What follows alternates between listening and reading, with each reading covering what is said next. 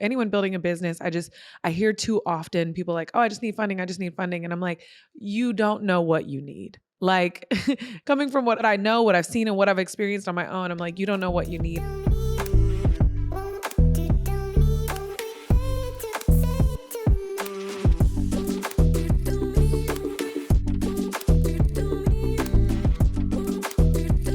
What's up, guys? Welcome back to Rich in Real Life. I am here with another incredible guest, and I'm most excited about this because whether y'all were here or not, I'm about to get my questions answered about what I feel like is something I'm stuck in the middle of. I don't know who to talk to about.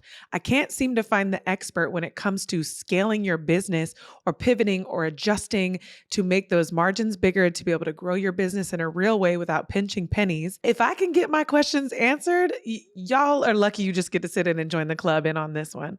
So I am so excited to talk to the founder of the Scaling Blueprint, the Exit Blueprint, which is all the strategy behind scaling and exiting your business as a founder. He has incredible programs to help founders, both e-commerce, service-based, all the sorts, to really do this the right way or just reposition how they're looking at their business. And I don't know about anybody listening, but this I'm just going to be transparent, like this $500,000 to $1 million, like hang me from the tree. I don't know what I'm doing. And then when I start to go ask these questions, it seems like I'm hearing the same exact thing. And so I am so honored and so excited and y'all so ready to get my questions answered about all the things VC, investment, scaling, exiting that is going to come to this conversation. So without a doubt, y'all, let's welcome Gamal Codnor to Rich in Real Life. Let's get it. Happy to be here from the first time we connected in New York. Yes. And I knew you were it. Behind the scenes, now you're front and center. Front and center. This is because this is really my test dummy. So I'm my best client. So if it works on me, it'll work on somebody else, right? I'm going to jump right in and throw myself under the bus. When I met you, I was like, great, another incredible business owner with a scaling business who's coaching and all the things. And then you mumbled off these words. You were like, I sold my business, and you couldn't mention the name at the time. You're like, I sold my business for X multi-millions. And I've just, been spending a couple months off with my family to figure out what's next. And I just remember being like, that's a thing? People do that? Like, I have never felt worthy. This was a year ago we met. And at that point, I did not feel worthy to be having the conversation of what it looks like to actually exit your business. Because I've been in survival for so damn long. So coming from a very elementary place, my question number one, is every business sellable? Especially like someone like myself who's doing a service-based business. I know e-commerce business is a little bit different. Is every business, can it be approached to sell? And then two, if it is, what are most of us doing wrong that we don't get there faster? Great question. So the first thing is, technically, I can't announce for how much I sold for because I'm still under NDA. So if I told you, I probably would have said for an undisclosed amount, right? For everyone listening, I never told. Did not. I never heard a number. Right? Did not. But with those kind of legal stuff aside, everyone can. And just like you were taken back, that happened to me about half a decade ago. Wow, time flies. About a decade ago, like 9 to 10 years ago.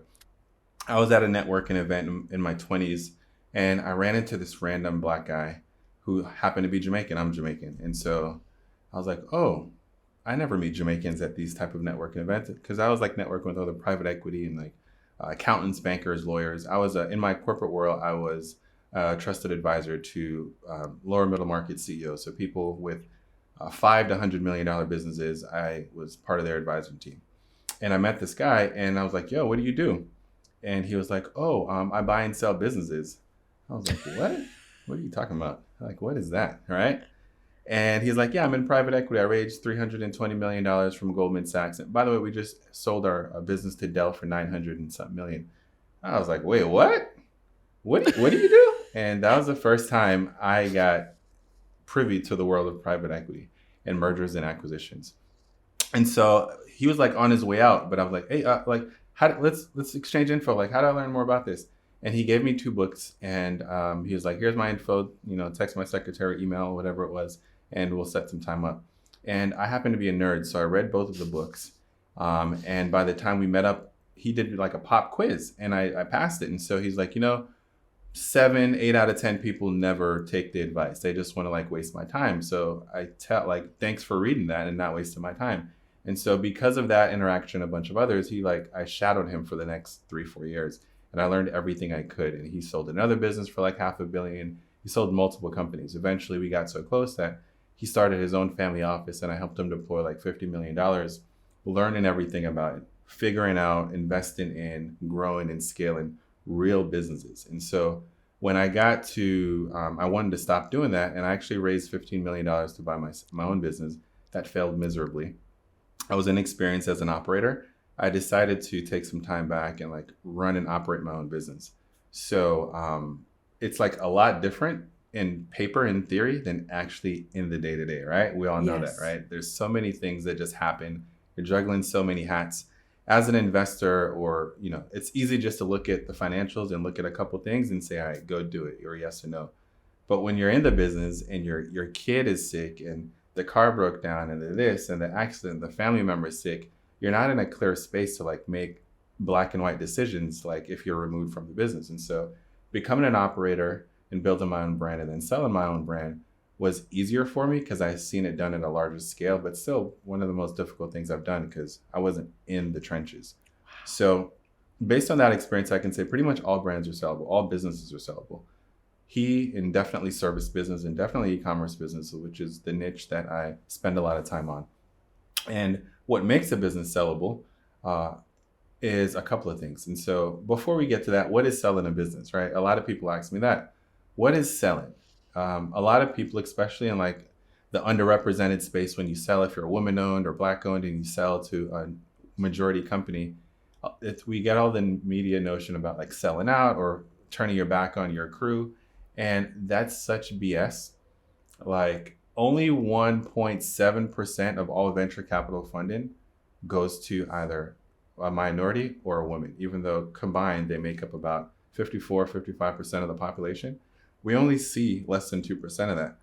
But if you take on venture capital debt, which is like $87 trillion, it's huge, trillion with a T, the expectation is that you're going to sell eventually, either going public or sell into a larger acquirer. So for like the majority who take on money, the expectation has always been to build it and sell it. But because only like 2% of us get access and exposure to this, I was fortunate to be able to do that.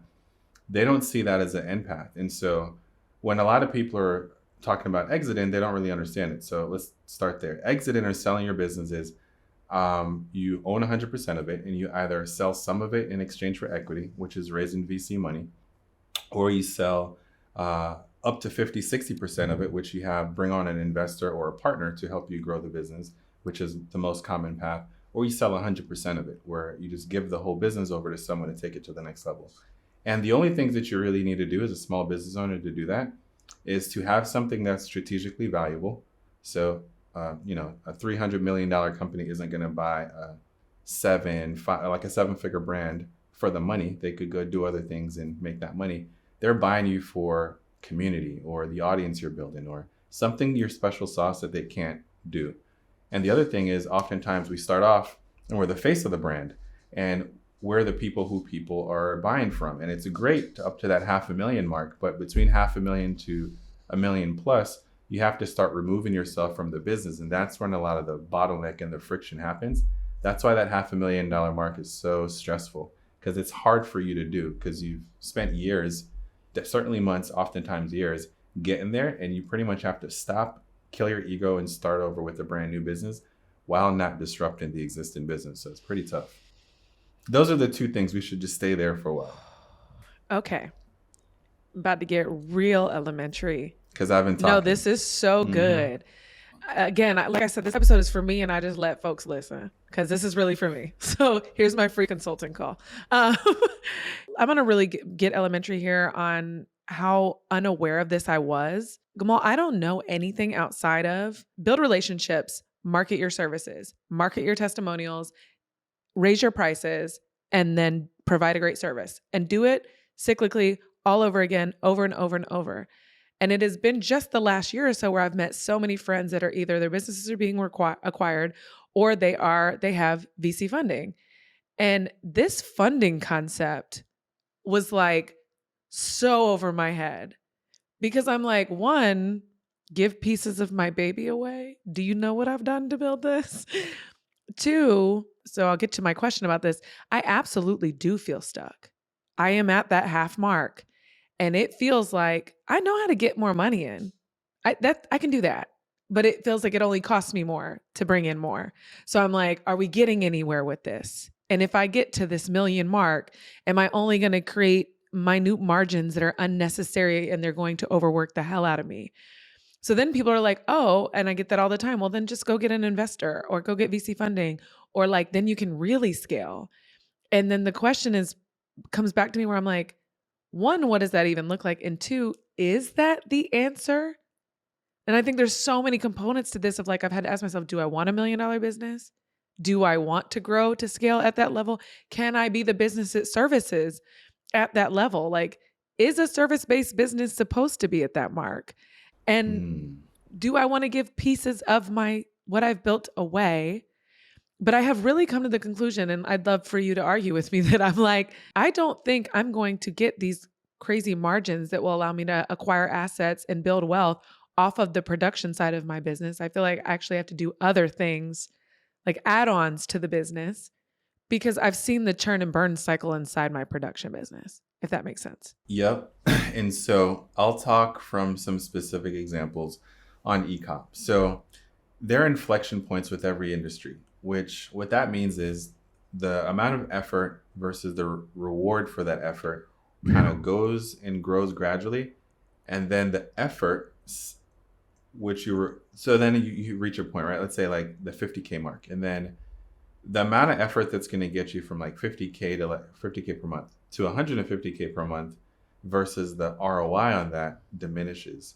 So if you're not going to put the effort in to get to that next inflection point, it doesn't make sense. It's almost like if you're driving on a highway and you need to get off, you can either get off at this exit or you have to have enough gas in your car to get off at the other exit. It doesn't make sense to go past this exit if you're not going to make it to the next exit. Does that make sense? Yeah. So a lot of people see this current exit and have ambitions to go into the next one, but they don't have what their business takes to get to that next inflection point. So they end up missing out on an opportunity and being stuck in like nowhere land and being stuck on the side of the road in this analogy, right? And so that happens a lot. So you have to know what those inflection points are. On the side of the road. You got to know what they emergency. are. Right. You need the tow truck now. I need a tow truck. Someone got to bring you a gallon of gas, get you back started on the highway. Yeah. So AAA got to pull up because, but that's the thing, right? So I'm big on having a North Star, like figuring out where you want to go and then working your way backwards, right? And saying, all right, does this decision get me closer to it or away from it? And just having an overall big picture perspective, because I'm like more of a visionary, helps me to make better decisions and to make sure that each decision, each thought, each partnership, each marketing channel is in alignment with the end goal. And for me, it was always to build and sell my business in 3 to 5 years. Largely, it was started off as an ego thing. I just wanted to say, yeah, I hung out with all these guys who've built and sold companies.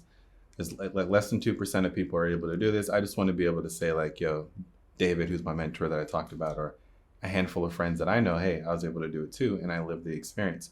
And so like, it was always in service of building that business. So I knew that I needed to get my business to a certain inflection point before it was time to sell. And if I didn't, it would probably have been another 3 to 4 year ride until I got to the next inflection point where it makes sense. And so before you take VC money on, you got to make sure that you are in for the whole ride to the next exit. You can't just take it because you're in a tight spot now, unless the plan is to scale fast and then to exit. Because I teach my founders this, like you should have a path to profitability, period. And you should only grow if you could sustain profitability.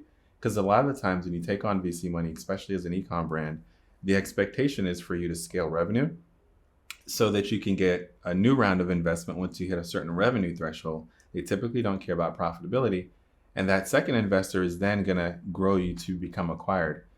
So if you don't get acquired, you're screwed. And then also with each investment that they do, they're expecting to return the entire portfolio. So if a fund has $50 million and they give you $1 million, your $1 million investment is expected to at least be worth more than 50 million. Oftentimes it's 2 to 3x the return. A successful like private equity or VC shop isn't successful unless they 3x the return. And the mindset is I got to 3x my return or at least double my return with each single investment.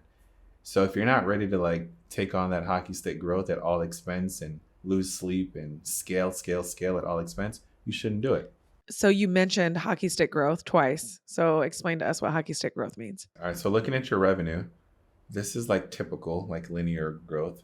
What people like to see is explosive growth. So, like, part of the thing too is like, if you get the capital, do you know how to turn $1 into 5 or into 10? So, I did take a little bit of capital and we essentially 77x that investment. So, and to put that in terms, so for every $100,000 that you would have given us to grow our brand, we turned that into 7.7 million. For every million, we turned that into 77. A lot of founders don't know what to do with the money they get, and they're not efficient. They waste it. So a lot of the times they're like, oh, I need investors. I need so much money. Yeah, you do, but it's probably because you're just not efficient with the existing capital, right? It's like someone who has bad personal credit and they don't know how to budget, and they're like making 100 grand and living paycheck to paycheck, and they're like, man, if only I made $500,000. I'd escape. No, you won't. You're just gonna buy a bigger house, a bigger car, and still be in the same scenario, right? So it's not the money. The money is just a symptom, or the need of money is just a symptom, oftentimes, of a foundational thing, which is typically like cash flow and typically profit margins and how you like prioritize how you service and how you deliver the products you're selling. There's usually like the actual getting the money is the last part. It's the final piece of the puzzle to like these 3 or 4 steps that comes before that. And so that's the other thing. Like people don't know how to efficiently use the money. They're going to run through it if you give it to them. It's like the lotto syndrome, right? Everyone like Yes. 70-80% of the people who win the lotto end up being broke because they never had the process to prepare to receive this large sum amount of money. They were trying to take millions of dollars and spend it on whatever they lifestyle they were in before. It doesn't work like that.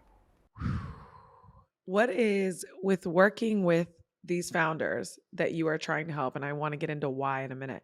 But what's like one of the biggest mistakes you see them make or misunderstandings, maybe? I think the hockey stick growth thing that I talked about earlier, or like growth, like just really asking why they want to grow, right?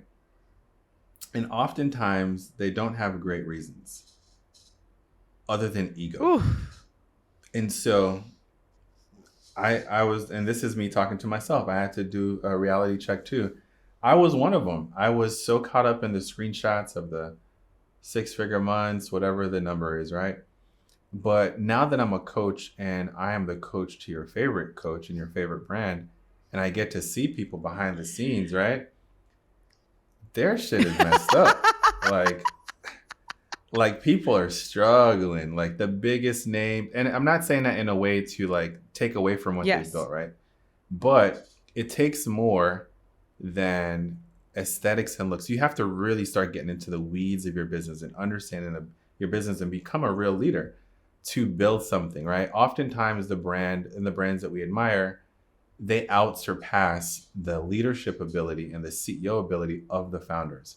And the founders, it's our responsibility to learn these things that we don't yet know. Because oftentimes this is like the biggest thing we've ever built, right? And so like John Maxwell has a thing called the law of the lid, which is essentially, it's a law, his number one law, which essentially says your business will never outgrow you as a CEO. Like you are the lid or the opportunity for failure for your business. And so that is the biggest thing. People want to grow at all expense and they don't realize what it's really going to take from them personally, emotionally, ego-wise, to what they need to rework and things they need to move past to become the leader to run the business that they think they want. And oftentimes it's a big disconnect between where they are now, their skill sets, versus like the goals they want with their business. And they don't see that. We're going to get into that in a minute. So I often hear this, and I hear a lot of people blame it on the recession. Is it the recession or is it the mindset or is it both? All right, so it's both. The recession absolutely has an impact, right? There are X factors. But I'll give you a story. So that mentor and all the VCs I work with, I partner with, it's typical that they would invest in. I'll tell you a real story actually. So this founder I know, they went from zero to like $8 or $9 million in 10 years, right? Great accomplishment. They were real scrappy and they got to there, which is unusual, right? Only 4% of businesses go past 7 figures a year. How much? Say that again? They're in a league of their own. Only less than 4% of businesses reach 7 figures a year. Okay. Yeah, so goes to the first point, right? Everyone wants $1 million business. No one has $1 million business. Everyone is front, and only 4% of people. So if all the 100 people on IG that you're seeing saying that they have these businesses, the numbers don't make sense, tell right? them that tell they them that don't on add the up. Stripe account they're dropping down, and it's 3 years of work, and it's Bruh. net. People do the craziest things or they may have like a crazy month. Real life example, they'll have a crazy month and they'll be like, oh yeah, no, it's average month for us now. No, it's not. Like your business is about to go out of business now. You did all that sales in 1 month. Now you can't deliver product. You got bad reviews. The Better Business Bureau is coming in. Stripe froze your account. Shopify shut you down because you're not sending. Now your business is done. Like there's so much to it. But only 4% of businesses actually hit past 7 figures, right? And so what these VCs do is typically when they invest in companies who have great businesses like this one, they would oftentimes the first thing they do is remove the leaders and they'll bring in seasoned CEOs or CFOs and have the founder like do what they're good at, like creative work or product development. Operation. That same example. Go handle that. Operation. Right. Yeah, not you. Go let someone else do operations. You go like do social or something. So that business from 0 to $8 or $9 million in 10 years, new leadership, they went from 0 to 9 in 10 years. And then 9 to 100 in 2 years. Same products, same IG, same list, same website. None of the stuff that people think matters. It's just decision making. And so like they've been here before, right? And so it's kind of like being a first time parent versus like your second child. Like the first one, they catch you by surprise, but the second one, you've already seen this game before. It. I know what you're about to do. Don't even try it. Exactly. Your brother then did that already.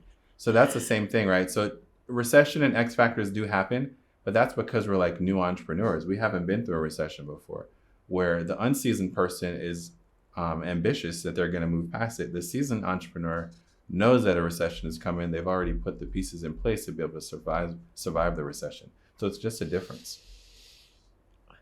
Like I don't know any entrepreneur who's really wealthy that hasn't had a season of ups and downs.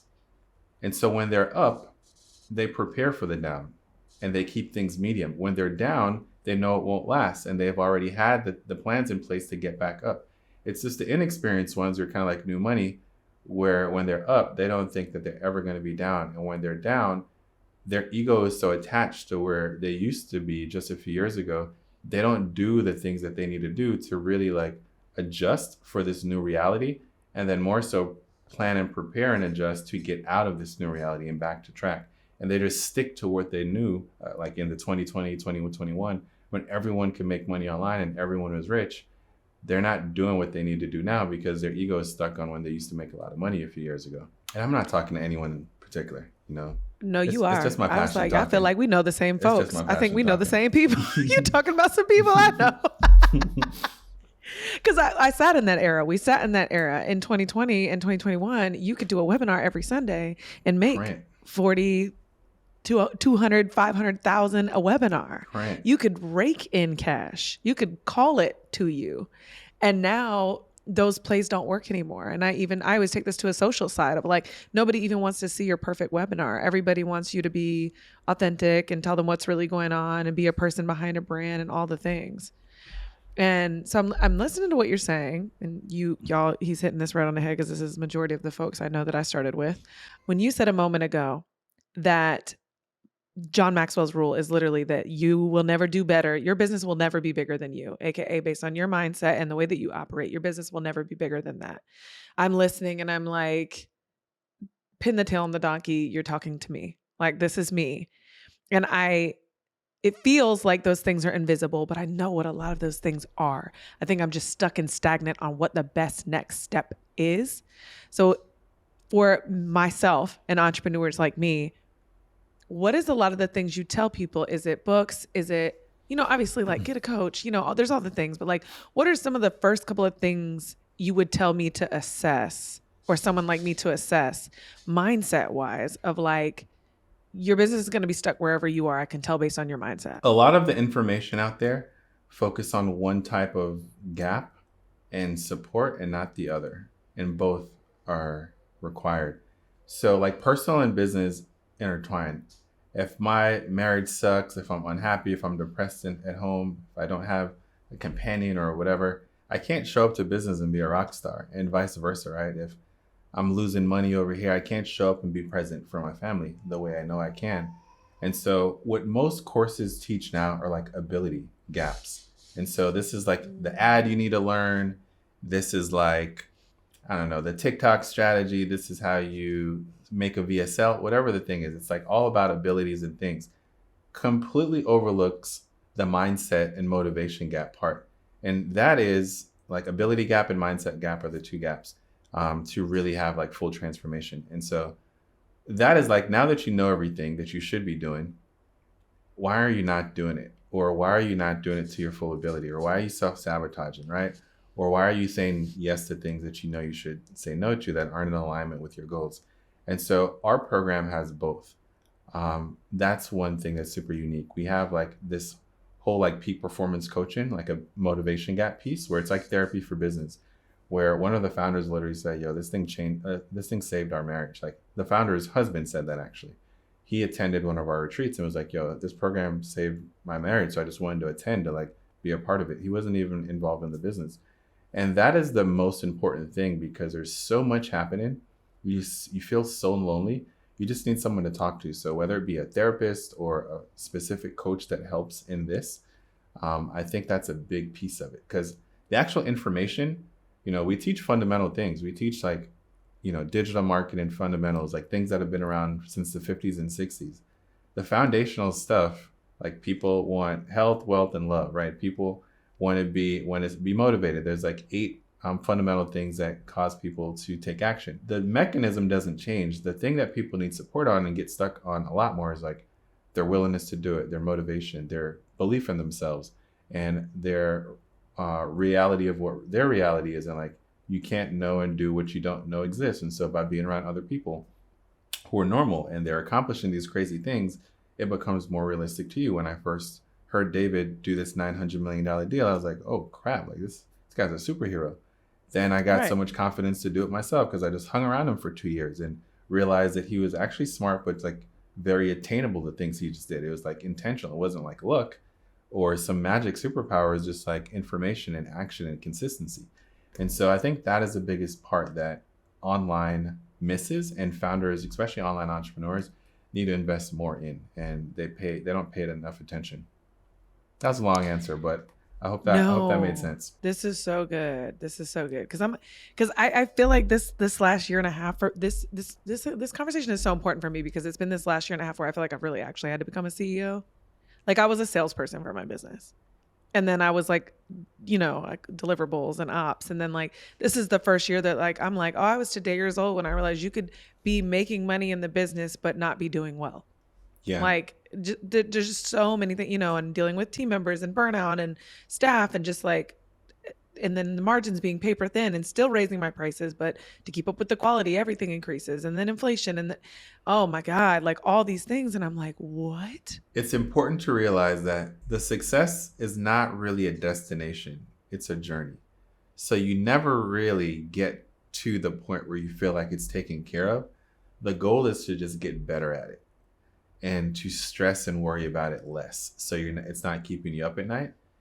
And just as long as you continue improving on that, that is what success looks like. It's not like a place where you meet where everything is fine and the margins are great, no one's stressing, teammates are great, you have the best rock stars, client acquisition's cool, because it's never going to be that. And so if you manage your expectations that it's never going to be okay, you just want to get better than you were last month or last year, then that was what success should look like. So I think redefining what it looks like and recognizing that people who are ahead of you or peers, we're all going through this, and like, this is what success should look like for you. That takes a lot of the pressure off it too, as a founder, because we put so much unnecessary pressure on ourselves to try to keep up with our own unrealistic expectations of what we need to be doing. Managing expectations. See, I haven't heard that in a while. And I'm like, I was waiting on like manage the goal, manage the staff, and sometimes I have to take a step back and I'm like, yo, calm down. You've done a lot in 6 months. Facts. You're killing it. Killing it. Thank you. I'm trying. In the beginning of our coaching calls, we started implementing, I got this from my friend George, just what are your wins? And you'll be so surprised. We did this last week and the founder was like, oh man, my week sucked. This happened with the products. Oh my gosh, the last 2 weeks have been horrible. I'm like, okay, cool. But those aren't wins. Like, what are wins? Think about it. And then they're like, I don't have any. Oh, wait. No. Yeah, our revenue's up and da-da-da. We made more profit. All these wins, but you don't take account of them. And so part of my daily practice, I try to do it daily. I don't always. I have like a Google sheet of like my vision plan and like my affirmations and then my wins. And I just write them down. And every time I'm feeling down, I just go back and look at the wins. Not only like money wins, but like, oh, this person saved our marriage. That's the best compliment I could have ever received as a coach. So it helps me like realize and remember what I'm doing it for. So I just stack wins, whether it's internally or external. And I'm like, oh shit, like I'm doing a lot. This is like real good work. And so that's a great practice for anyone to do, just to stack your wins and to remind yourself of how dope you are and how far you've come. Stack your wins. Stack them. So I hear what you're saying. And early on, you talked about how like chill out because everybody's struggling right now. Like stuff is hard. We are all faced with different ways of looking at our business. I wanted to ask you, because something that really helps me along the way with being hopeful, I ride high highs and low lows.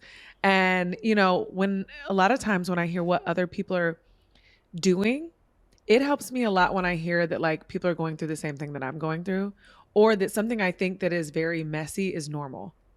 So like the core of our conversation is what I keep mentioning is like, I can double down on clients with my eyes closed. I can post 3 times more the work that we do, and I will bring in 2 times more the clients. And it's that spin is easy. But learning that doesn't mean more money. It means more money, and it costs me more overhead to do that. And so then I get all cramped up and freaked out because I'm like, you're creating a hamster wheel for yourself. Stop. But then I have conversations with other people and they're like, yo, I'm in the same boat. I'm trying to figure the same thing out right now. We've talked about a lot of the myths and problems. What are some things that like you hear from founders that they're in a panic about and you're like, hey, that's actually part of the game. Calm down. Yeah, that's a great example.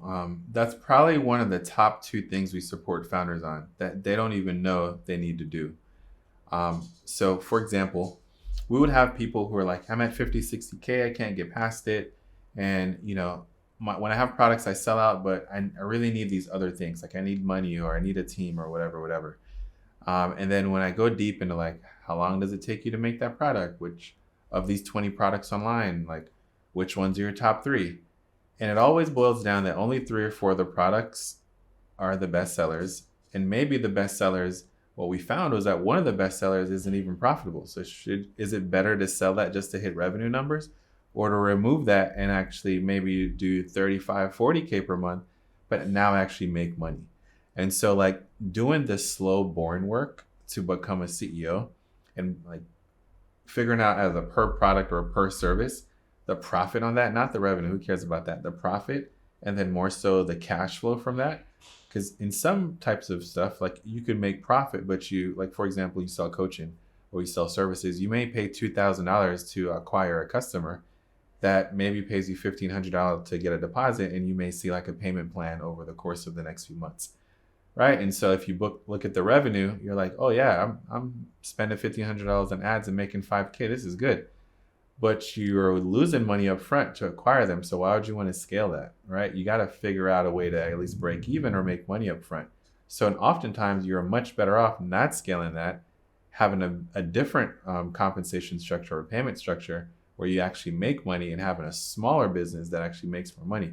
But no one really ever does the work on like profit and cash flow. It's more so always focused on revenue. Other part is efficiency of employees. Like, do you know what your per employee revenue or per employee profit is? And figuring out how to more efficiently utilize your team. All the time, one of the best things we do, one of the founders came in, her name's Sandy. Sandy came in, was working 14 hours, 15 hours a day. with a small team. We got her team reduced and her work hours down to 2 hours per day within the first 30 days. And she is getting more output with a smaller team and her doing less work. She just never went through this exercise of figuring out what's everyone doing. Is there double work? Is there one person who can do the work of two? Is there better ways to structure our compensation so it's incentivized for growth?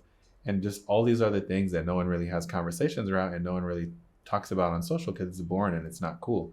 But it's what you need to do to be able to scale and build a sustainable business. Gamal, this is like the gold standard. Yeah. For seriously. Like next level CEO. Seriously. Because I'm listening and I'm like, this is the shit I'm stuck in. And for the first 3 years of business, I didn't have to do any of this. And now I'm doing all of it and learning it the hard way. And it's all through like mistake, trial and error, just over and over and over again. That's it. One of the founders we support says that I only have learned this through near-death experiences. And so so she's like, I thank you for sharing this with me so I don't have to be on the verge of suicide every other month. And so that's it. You only learn it through experience. And so, when people are like, how much is it to work with me? I'm like, it's expensive, but like, you're either going to pay for it upfront with me to avoid the near-death experiences and the near bankruptcies, or you're going to figure it out and pay for it in the long run by failing and not hitting your goals or having to shut down your business or not being able to enjoy the life that you're building to avoid, investing in avoiding these roadblocks up front. So you're going to pay for it one way, either up front or pay more for it. Years of burnout. Correct. Years of burnout because let me tell you what I said this other day. Let me tell you what the scariest thing is. I do not care about what y'all got to say. Let me tell you what put my heart in my stomach. What's that? When I saw I know my last year's revenue. And then I saw Q1 of this year and I said, oh, okay, times that by 3, 4. If I do the same amount of money I did last year, this year with more staff and working harder, I will shut this whole shit down. Mm-hmm. Like I was like, if I see the same amount of money and I have hired more staff, I have higher level clients, I'm working what feels like you said, 10 to 15 hours a day. And I have no free time for myself. I have created, you've said it before, a golden prison. Yep. And the door's open. Yeah. And I'm like, nah, I'll stay in here.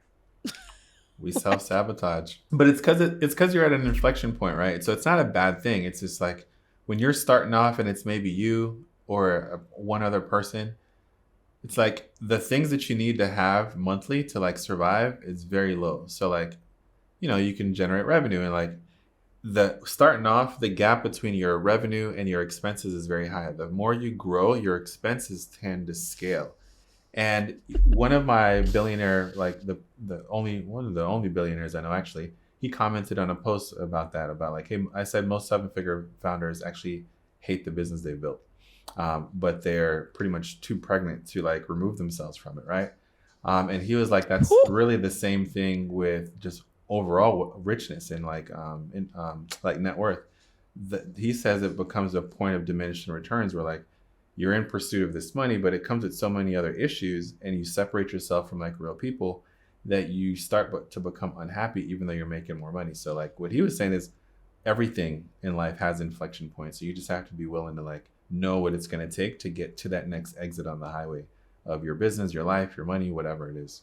That's pretty cool. That hits so hard for me.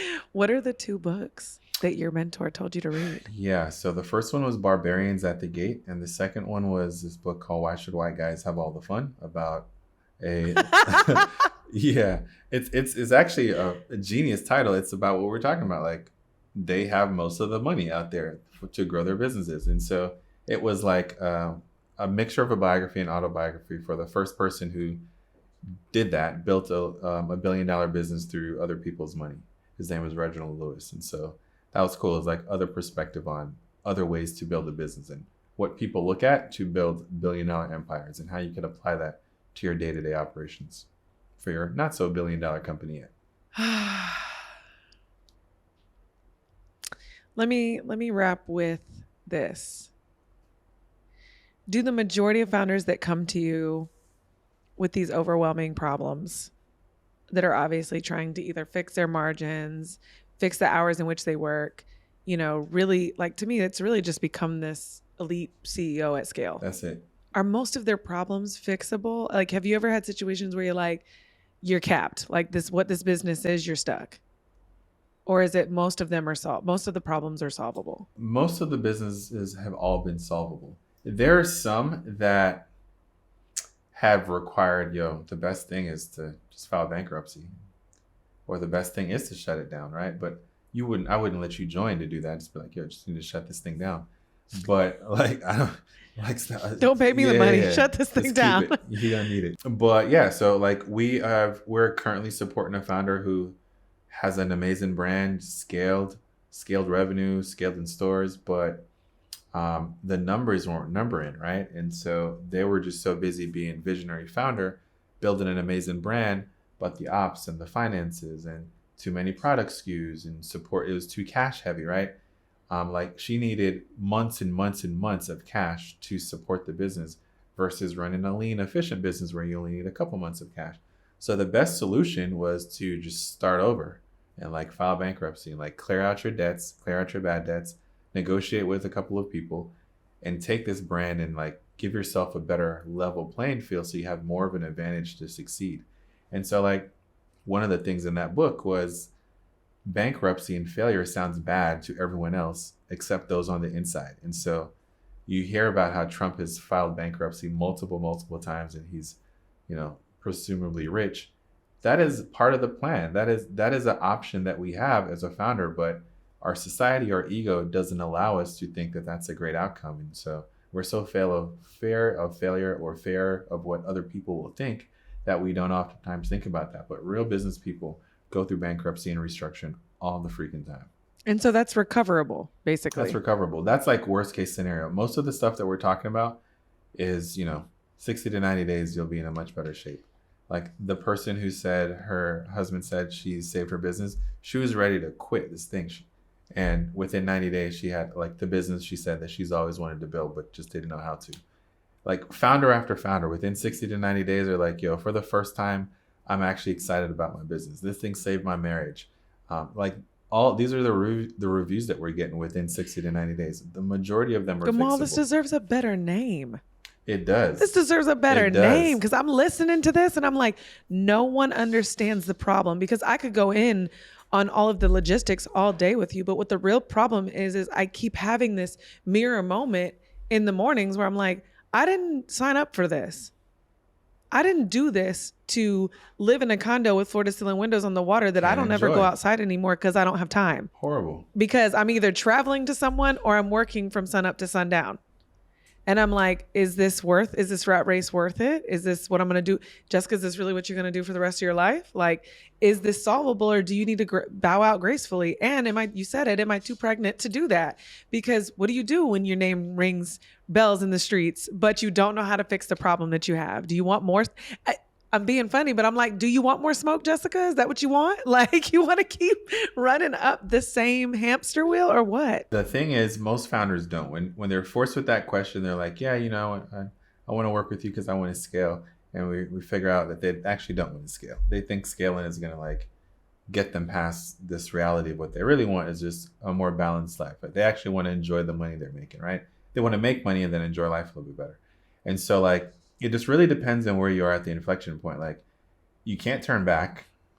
So you might as well prepare yourself to make it to the next exit as gracefully and as happy as possible. So oftentimes like, that's part of the hustle, right? Like if you want to be the 1%, you have to do what the rest of the society isn't, but you don't have to do it to the extent that you are. And there are usually better ways to go through it so you can get back some time, right? And just be more intentional about the business that you're building and the prison that you're building, and just having a better routine or a better schedule that realigns with stuff. And it starts usually by being okay with not growing revenue and focusing on growing your profit, which is really what you want. You want to just be able to have the money to enjoy life. And so oftentimes if you just are okay with not growing revenue and instead focusing on profit, that oftentimes buy back some of the lifestyle freedom that you're missing out on too. And so that's a big mental shift for founders. Please highlight how different that is, what you just said, because you said it very simply, but growing your profit and growing your revenue, I can grow what I've been saying this whole time is I can grow my revenue all day. but it does not grow my profit. Yeah, it's two night and different days. Like everyone's talking about revenue. Some people are talking about profit. No one's talking about cash flow. Really, we all need to have conversations about profit and cash flow. Cash flow is what you can spend. Cash flow is how you afford your nice home or the cars you drive and the vacations and the trips. That is what you have. And so, um, why I know this is because I was in a near-death experience scaling revenue, 6 figures per month in my brand. I lost my ad account, and I only had at that point like 2 months left of cash because e-commerce is kind of a Ponzi scheme. If you're growing fast, you kind of have to get new revenue each month to like support your decisions that you made in the past. And the minute like something happens where you can't keep up with the pace, you realize you got like 95K in Amex debt that you got to pay in a few days and all these other things. And so I realized I was focused too heavily on revenue. And what happens is I was doing way too freaking much. And so a lot of the founders that I support, the plan to go from revenue to profit is literally to do less work. Get rid of the old SKUs, stop doing all the services, figure out which service or products are your most profitable, require the least amount of effort and the least amount of team members, and double down on that. Most people who get to $500,000 a year are smart enough to figure out what one or two things that is and just focus on simplicity. Like the reason Chick-fil-A is more than double the profit than the next lead-in fast food chain, which is McDonald's, is because they have a third of the menu items. They have about 16 or 19 menu items versus McDonald's, who has 50 something menu items. Simplicity scales, complexity doesn't. And so a big part of figuring out the shift from revenue to profit is simplifying your business. Simplicity scales and complexity doesn't. Revenue to profit includes focusing on simplicity. This goes for so much because I'm sitting here thinking about how many people have told me, like, I've had situations in passing where people are like, oh, I could do what you do. And I'm like, it's not that anybody could do what I do. It's the way in which I offer it. I offer it. It is all about the offer. It is the way in which we offer it that makes it so attractive. It is, and it's because the offer is simple. That's it. Exactly. I make it as simple as possible. I'm going to make this, yes, very simple for you. Like, a no-brainer. You did this post where you were speaking at an event, and I just caught wind of the reel of it, and I loved what you said. And I don't know exactly what you were talking about, but it sounded like sales. And you said, stop focusing on the money or the discount. Focus on making your client the hero in their story. Yeah. Or in your story. And I was like, oh my God, that resonates with me so deeply. Like, my business has been 100% referral based at this point, and I know it's because I have some of those values. Explain to my audience what you meant by that. Yeah, I did a keynote at Amazon, and that's where that clip was from. Like, if you had to answer this one question, if you could only do one thing in your business to grow, what would that one thing be? And for me, it is just focusing on having your customer be the hero. And that in itself will compound. And so a lot of people, especially in like service-based expert businesses or even e-com businesses, they think that their product is the thing that gets all the attention. And they don't realize that it's just in service of supporting your customers. Your customers are the actual heroes. So our products that we sold grooming products for Black men, men with beards. And it's really easy to say like, oh, our product is the best. It has all these ingredients. It has all these reviews. No one really cares about that. That got some traction. What got a lot of traction was if we essentially just gave our products to allow these men to show up as the person that they wanted to become. So our men were like alpha male. They wanted to grow and move up in the work world. They were high performance men. They wanted to launch businesses. And we just pretty much focused on that and supporting them in that way and allowing our products to just help with their confidence so they showed up. So when they had the fitted suit, the nice clothes to make this presentation, this is the other thing that like closed out the loop in their minds. Added it on. And so we just focused on that. They could care less about what was in it. They just knew that when they had it on, it made them feel confident and they were able to take on the world. And so that was a big aha moment for us in building our brand. Like, we never thought that we were selling product. We always thought that our focus as a company was to build the best community for growth-minded African-American men and just supporting them in their journey. And if they wanted to support us, they can buy our products. But if they didn't, our mission was to just build the dopest community for high-performance men. And so that was a big takeaway that I wanted to share with the people at Amazon. Wow. When you started the sentence with what would be the one thing that you would do in your business, I thought I immediately went to my favorite part, the only part that I will continue to do. Every time I get someone to come in and assess my business and they start to try to take shit off my plate, I'm like, the one thing you won't take away from me is working with the creator to help them identify, to comb through like the true authenticity and the actual map behind their story to create the content with. That's And really good. it is that equivalent. It's making them the hero. That's Like good. they come to me with like, here's my life's work. And usually it's actually very similar to what you and I have talked about, that 2015 to 2021 era of like, this is how I do business. And now I want to go share it with the world. And I only know how to educate. And it's like, oh, but you're so much more than that. And then they tell me all these things. And I'm like, oh, you're a wealth of experience and knowledge. Let's package this and turn it into like, a series of content. I would never take that away. That's my IP. That's my favorite thing to do, is to pull that story out and make them the hero of their life's work to share with other people. Yeah, that's so good. Like, we teach this concept called the snake that's going to kill you first. Become a better CEO, you just really need to become better at decision making. And so everyone knows about like the 80-20 rule. You should delegate. 20% of what you do is 80% of your outcome. The thing is, it doesn't tell you what 20 to focus on. And so what things that you're uniquely capable of or that actually moves the needle. And so the snake that's going to kill you first is a concept that, it's like an analogy I heard of a story of an inexperienced person and an experienced person in a swamp with a machete in the back of a boat. And all these snakes just kept coming over the boat and coming towards them. And the fat snakes, loud snakes, quiet, all sorts of snakes making noise. And the inexperienced person just started swiping at the snake that was in front of them, but they let the dangerous snake go past and kill him, where the experienced person knew to not be distracted by the ones that were loudest or were nearest to them. They only focused on the snake that was the one that could kill them first. And so they survived longest. And as a founder, if we want to survive, because this is about survival, we need to know where we should put our attention and where we should not be distracted. And so what you're describing is that, like, even though outside looking in, this sounds like a big distraction and it's near to you and it takes up a lot of your time, that is your superpower. That's the one thing that you need to focus on in order to move the business further. And so kudos to you, because most people would be like, oh, I'm the CEO. I need to, like, this could be automated. This could be like a job form, or this could, here are the questions to ask, but it's more to it. And that's like the hidden sauce and the secret sauce that makes you special. So kudos to you for noticing that, because most people don't. That's so good that you're saying this, because I've had so many people that are like, that could be a request form or whatever. But then I have conversations with people like, I'll book a call with like an agency to like see if there's some wiggle room there in alignment. And the first thing they start getting into client acquisition, and they're like, we can transition calls and we can this and we can that. And I'm like, y'all, I close every call. Like, I promise you I'm at 92%. And they're like, there's no way. Then you don't On a have bad it. day. Well, then you should have more calls. And I'm like, no, because I get on, they give me the vision. I 10X it. It's very simple. And then I'm like, oh, and I can execute it. So do you want it or no? Like, I'm like, I will never take that off my plate. I will never hand that to you, because it will take away from the authenticity of my business. One, it is my IP. Two, and then three, I'm now building a network. And when I turned around and looked at it, I said, oh, look at the irony of all the 40 plus shows that we work with.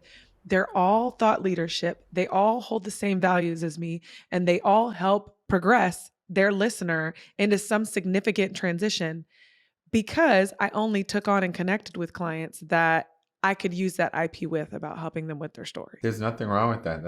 That's super dope. Thank you. Yeah, it definitely created something different, and I had to fight for it. Like, get off your sales calls. I've had people get on calls and they're like, I didn't think I was going to talk to you. And I'm like, nope, I'm here because this is the most important call. There you go. I got somebody that can Exactly. handle logistics. This was incredible. Gamal, thank you so much. I appreciate you. Like, thank you. And tell my audience where they can stalk you more. And then please give some details about this scaling blueprint, exit blueprint, what's next, and where they can find more. Great question. So Codner.co is our website. And Gamal Codnor on Instagram is my most used social platform. And you can find information about both of our programs. We essentially are, I didn't even talk much about my wife, but we're a duo. She left her high-paying corporate job to come on and run operations when we ran our brand. And we like 5X the business. So I could like focus on marketing and that stuff, and she could worry about team ops and systems. And so we typically work with visionary founders who are like us. Imagine like we're creatives, we have a bunch of ideas, but we juggle too much. We don't know how to delegate. We don't know how to lead teams.